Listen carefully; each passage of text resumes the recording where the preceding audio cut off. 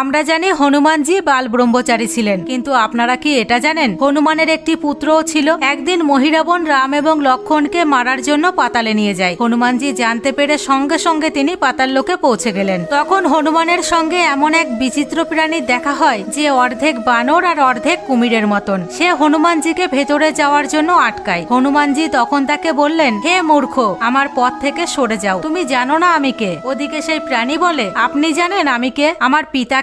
হনুমানজি বললেন, বলো তুমি কে? তখন সে বলল, আমি মকরদোয়াজ, আমি মহাবলী হনুমানের পুত্র। এই কথা শুনে হনুমানজি চমকে গেলেন আর তাকে বললেন, মূর্খ, আমি সেই হনুমান, আমি বাল ব্রহ্মচারী, তাহলে আমার পুত্র হবে কিভাবে? তখন মকরধ্বজ বলেন, যখন আপনি লঙ্কা থেকে ফিরে আসছিলেন তখন আপনার কয়েক ফোঁটা ঘাম জলে পড়ে যায়। আমার মা যেহেতু কুমির ছিল তাই তিনি খেয়ে ফেলেন আর তিনি গর্ভবতী হয়ে যান। কিছুদিন পর আমার জন্ম হয়। আমাকে রেখে দিয়ে আমার মা পুনরায় সমুদ্রে চলে যায়। এই কথা শুনে